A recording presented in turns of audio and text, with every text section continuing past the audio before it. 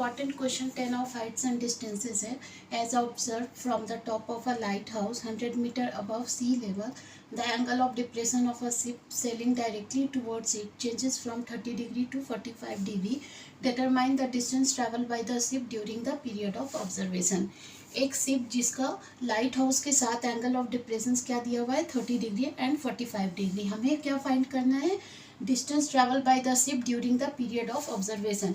यानी angle 30 degree से 45 degree बनाने में जो शिप डिस्टेंस ट्रैवल करता है वो हमें फाइंड करना है. तो यहाँ पे ए एंड बी हम टू पोजीशंस ऑफ शिप ले रहे हैं. So distance travel by the ship during the period of observation equal to क्या है?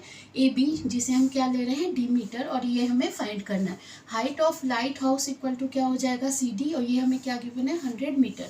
Angles of depression from D of A and B क्या है दिया हुआ? 30 degree and 45 degree. So alternate of angles 30 degree and 45 degree क्या हो जाएगा? Angle D A C alternate of 30 degree, इसकी वैल्यू भी क्या होगी? 30 degree. And alternate of angle 45 degree ये है एंगल डी बी सी, और ये किसके इक्वल होगा? 45 डिग्री के. अब हम ट्रायंगल डी बी सी की हेल्प से क्या फाइंड करेंगे? B C. तो हमें ट्रायंगल डी बी सी में हाइट एंड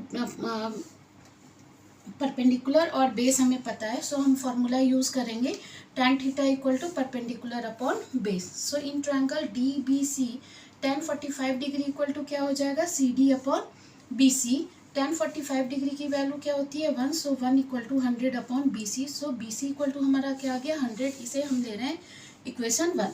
अब ट्रायंगल डी ए सी में tan 30 डिग्री इक्वल टू क्या हो जाएगा? C D upon A C. tan 30 degree की वैल्यू क्या होती है? 1 upon root 3. So 1 upon root 3 equal to क्या हो जाएगा? C D 100. ए सी को हम लिखेंगे A B plus B C. So 1 upon root 3 equal to 100 upon A B की वैल्यू हम लोगों ने क्या लिया है? डी, प्लस बी सी हमारा क्या आया है? 100. So 1 upon root 3 equal to 100 upon D plus 100. अब हम लिख सकते हैं D plus 100 equal to 100 root 3. So D equal to क्या हो जाएगा? 100 रूट 3 माइनस 100.